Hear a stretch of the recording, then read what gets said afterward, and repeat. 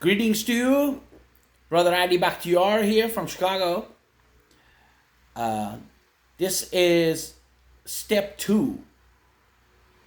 It's a video about the second step in your preparation to start your outreach to a Muslim person or the Muslim persons that you know, that you are led to go and to witness to.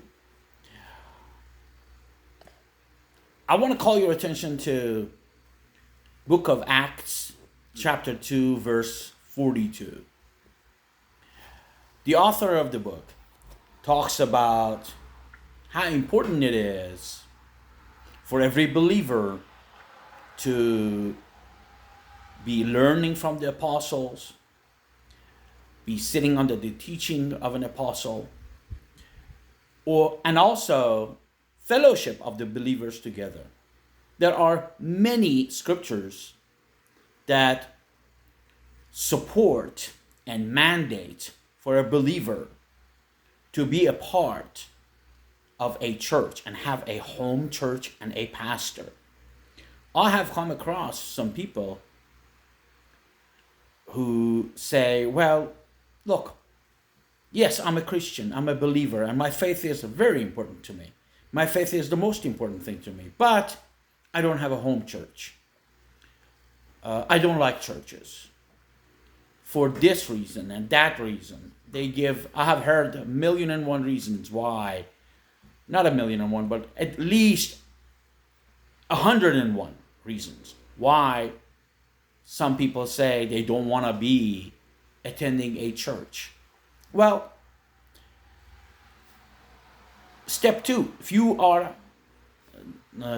feel led to do evangelistic work, and if you don't have a home church and a pastor, then you are on the wrong track, because you don't even need to be concerned with evangelism or any act and any ministry, because first and foremost, you're on the wrong track.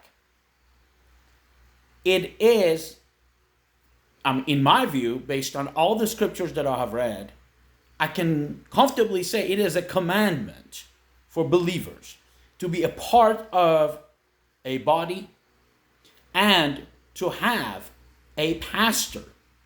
Your pastor speaks words of wisdom and knowledge into your life. Your pastor prays for you, prays over you. Your pastor holds you accountable if you are stepping out of line.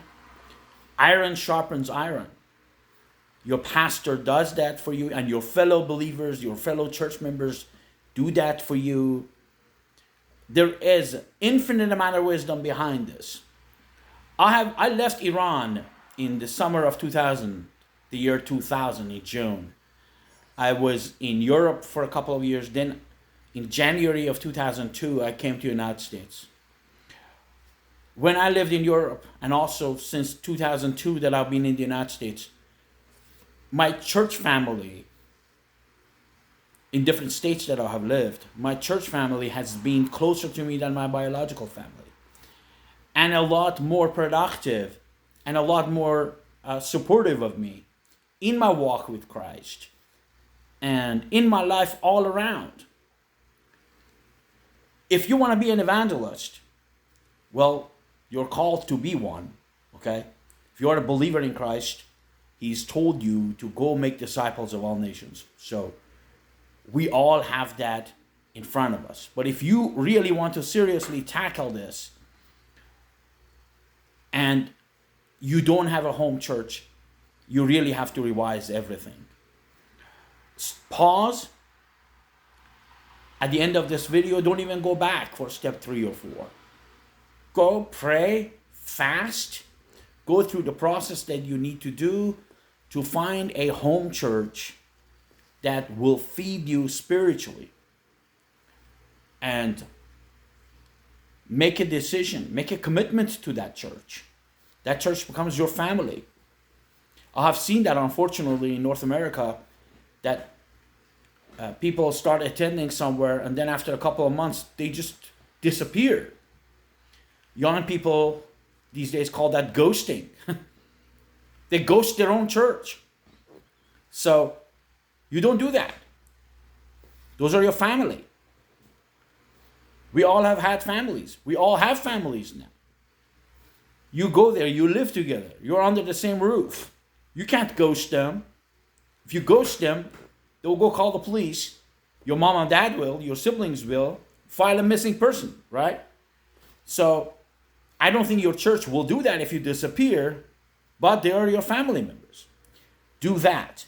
It is imperative for your walk with Christ and for your ministry, specifically for your evangelism. For you to have a pastor that you're accountable to and a home church that you are a member of. Do that. That's your step 2. Please, if you haven't figured that out, do not move on to step 3, okay? Bless you. We'll come back.